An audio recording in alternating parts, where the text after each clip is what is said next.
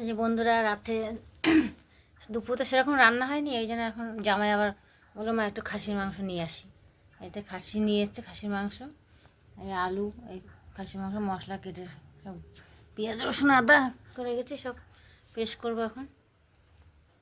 আলু সব ধুয়ে টুয়ে রেখেছি, সব হলুদটা মাখিয়ে রাখবো, এখন মাখাবো। হলুদ মাখিয়ে রাখছি, একটু কাঁচা তেল দিয়েছি মাংসটা।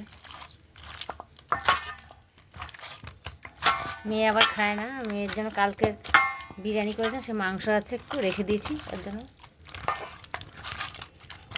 সেটাও রাত্রে খাবে। মেয়ে আবার খাসি খায় না, আমরা 4 জন খাবো।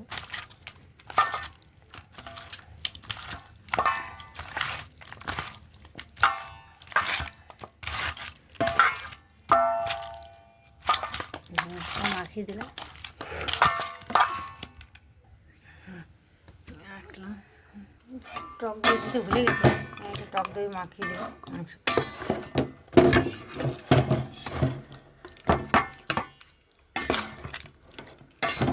এটা মাখিয়ে দিলাম একদম।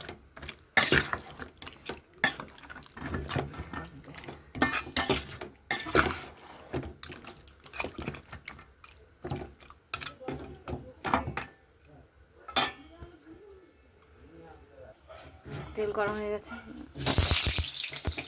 আর ওগুলো ভেজে তুলে রাখবো।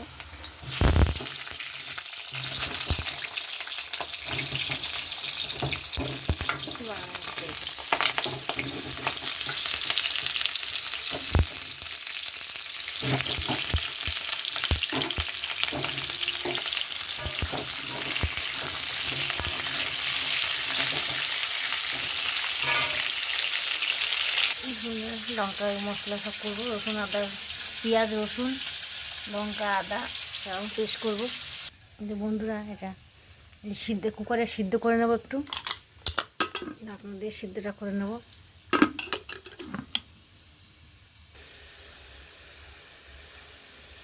আলুটা ভাজা হয়ে গেছে, তুলে নেবো। তো দেখেছো মাংসটা বসেছি, সিদ্ধ করে নিচ্ছি। হলুদ সব একটু মশলাও দিয়েছি আমাদের, দিয়ে একদম সিদ্ধ করে নিচ্ছি। আর বাকি মশলা আছে, ওটা কষিয়ে নেবো, মশলাটা ভেজে নেবো। আলুটা ভাজা হয়ে গেছে, তুলে রাখবো।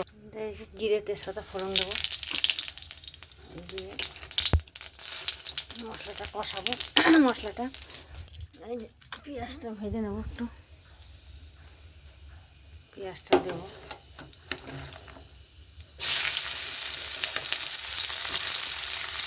বন্ধুরা, মশলা দিয়ে দিচ্ছি, আমরা কাঁচা লঙ্কার ঝাল লাল হয়নি যেন মশলা, কাঁচা লঙ্কা দিয়ে করে দেবো।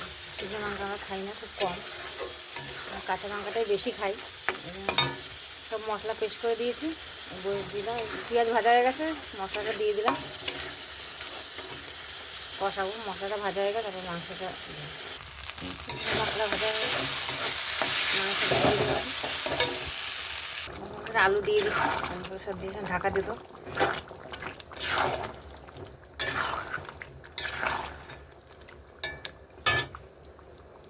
বন্ধুরা, হয়ে গেছে আজকে খাসির মাংস।